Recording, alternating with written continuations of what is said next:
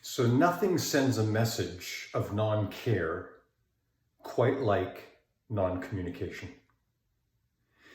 I get it. There's times when we're frustrated, or maybe we're upset with somebody, and our cortisol levels are high, and we decide we're going to withhold communication and send a message. That's not what I'm talking about here. What I'm talking about is those times that we're doing business and we just get too busy. We think more about ourselves than others. In fact, the definition of care is that I put your interests in front of mine. I put your interests in front of mine. Unfortunately, too often, we think about ourselves. We think about all the things that we have to do. We think about, how can I make more money? I mean, this happens all the time in the car business. We decide to take another up while one of our customers is in the process of waiting for finance or waiting for the vehicle to get cleaned or something else. And instead of spending time with them and communicating with them and looking after their needs, we decide we're going to optimize our opportunities and we're going to go spend time with a new customer. Or in service, when we don't return our calls, when we don't provide status updates, especially when we said we would, or when we don't provide those in a timely manner. Imagine people are waiting on the other side, and one of the best examples I can use is that people often refer to their vehicles as their baby.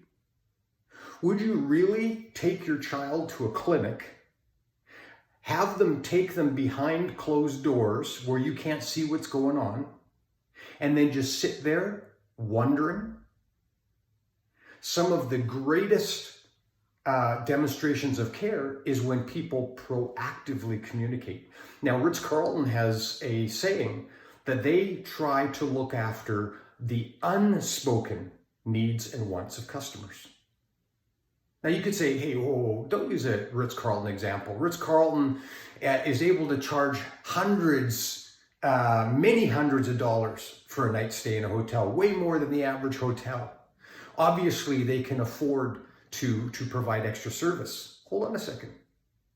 If they actually didn't follow through and do it, they couldn't continue to keep providing that level of service and charging that kind of money.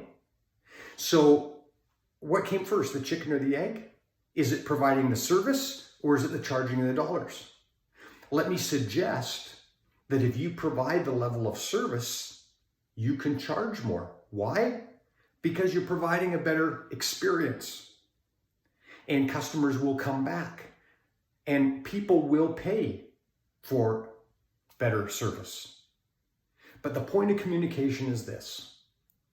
If you don't communicate, you are sending a message.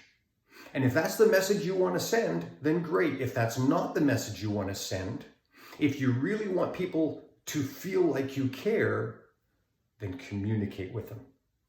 That goes with staff, that goes with customers. We need to communicate as leaders. Communicate proactively, communicate reactively, and yes, it takes time. But the amount of time that we spend in communication is by far made up by resolving issues, by heading things off of the past that otherwise would get out of control. And so take heed of what I'm saying this morning. Spend time communicating. Sometimes that means you got to slow down. Sometimes that means you got to stop thinking about yourself. Sometimes that means that you just can't be so busy. Whatever it is, nothing sends a message of non-care like non-communication.